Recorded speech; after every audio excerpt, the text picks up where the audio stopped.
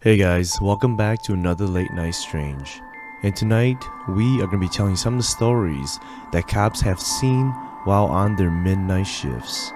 For those of you who like this kind of content, please like and subscribe, and don't forget to put a comment down below in the comments section. Let's begin. This is back in the mid-1990s. I was riding patrol in the middle of the night when I received a burglar alarm to close business. From my experience, this means that someone just tried to or successfully burglarize one of the business on my beat. When I arrived at the business was a funeral home. Okay, so no big deal, I'm telling myself. I parked about 50 yards away, blacked out, looking for any movements in or out of the business.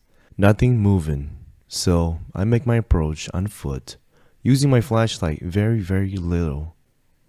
I try to keep the elements of surprise, so I approach the door, hoping that it would be locked. The door is unlocked and I can hear the alarm going off. My backup then arrives and helps secure the perimeters. I call the K9 unit to respond.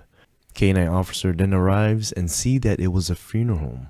He said he cannot deploy his dog because the dog won't discriminate against a live or dead person and would attack. Oh crap, I said. This means I have to go in and check this funeral home, open up every casket, check every gurney to make sure no one's hiding in this funeral home. I had to do a gut check and remember why I signed up for this job. The words of one of my training officers echoes in my consciousness. And those words were, "No one asked you to do this job." And the other famous saying is, "Don't worry, son, police work isn't for everyone." Well, I wasn't going to let these words get to me. So my partner and I carefully entered the building. My partner then flatly refused to open anything that could contain a dead person. I told him I would do the checking and that he just needed to cover me. We then started checking the buildings in the dark, room by room, casket by casket. I carefully lifted each lid and checked each coffin. Most were empty, but some were occupied. The ones that were occupied, I had to reach in and lightly touch the person to make sure that they were ice cold. If they weren't cold, they were the bad guy hiding in the coffin. I just want to come out and say that it was a very long night and a very long time ago, but just as fresh like it happened yesterday. At the end of it all, there was no bad guy and no burglary. Several years ago, I took a 911 call for a family reporting their teenage daughter was possessed. They claimed no possibility of drug or history of mental health issues, which of course, I didn't believe it for a second. Family members were holding her down, and I could hear two people screaming at each other in the background. I asked the caller to tell her whoever was yelling at her to stop. The caller then said, "It's her." I responded that I knew it was her, but whoever was yelling at the same time as her to please stop. The caller again then said, "It's her." Both voices. I kid you not, it was the creepiest thing I've ever heard. I've been doing this for 25 years, and I've heard many things. I know of man's inhumanity and the horrible things people do to each other, but this was a different kind of evil. I was clearly hearing a young girl screaming at the same time, and an adult male was yelling back. I couldn't understand their language, but they were clearly two different voices. The family swore both voices were coming from her at the same time. It made my skin crawl. The lieutenant then listened to the tapes later and he looked at me and said, "Do you ever wonder?" I cut him off right away and said, "Yes. Yes, I do."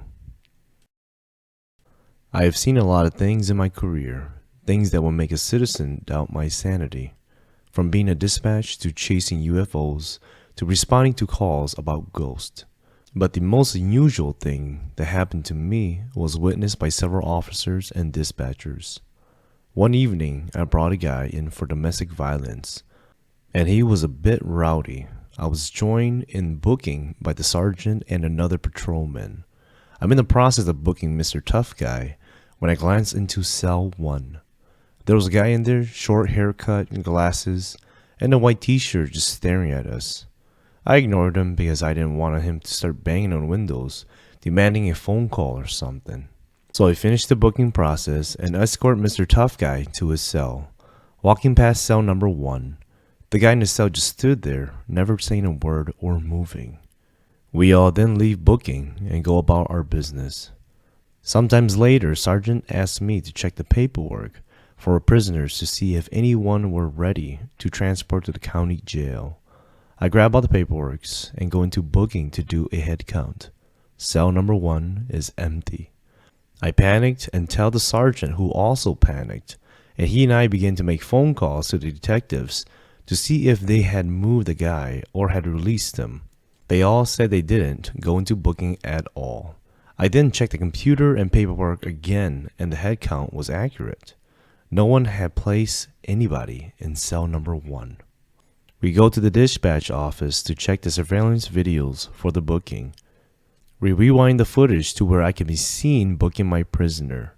We fast forward to the point in the video where we all walked out.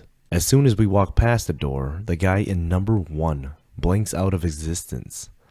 We were all freaked out by the occurrences. When we tried to transfer the video to a DVD and a USB drive, the guy in the cell did not appear. We still hear stuff and see stuff every now and then, and prisoners in the detox tank can still be seen talking to somebody in the direction of cell number 1, even though it appears empty. To this day, I am wary of going into booking alone. One of our regular callers was a lady in her 80s.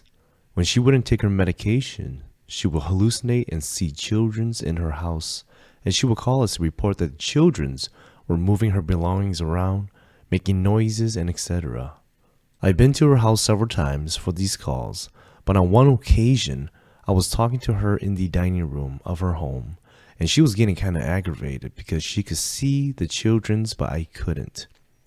She looked at me with a concerning voice and said loudly, "You can't see him?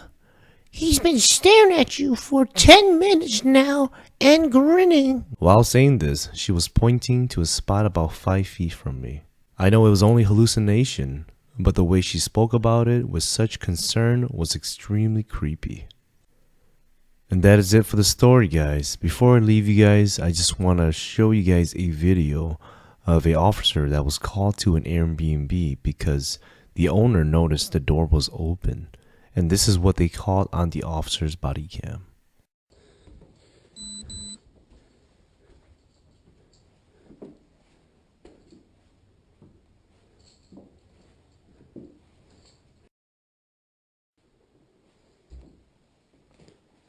Police! Anyone inside, make yourself known.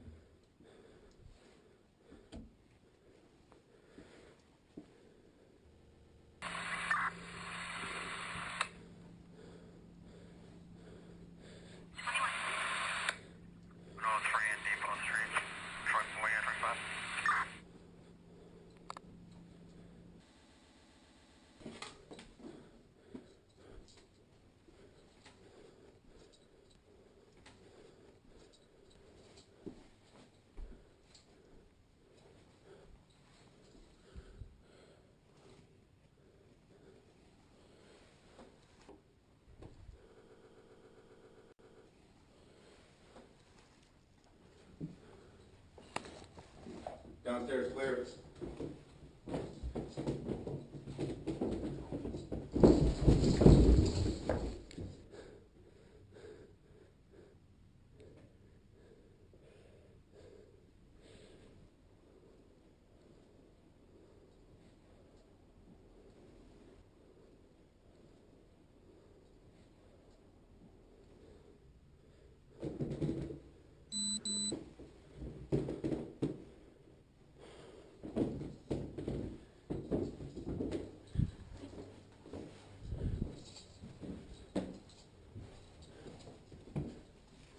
Upstairs clear? Yeah. Yeah, we were good.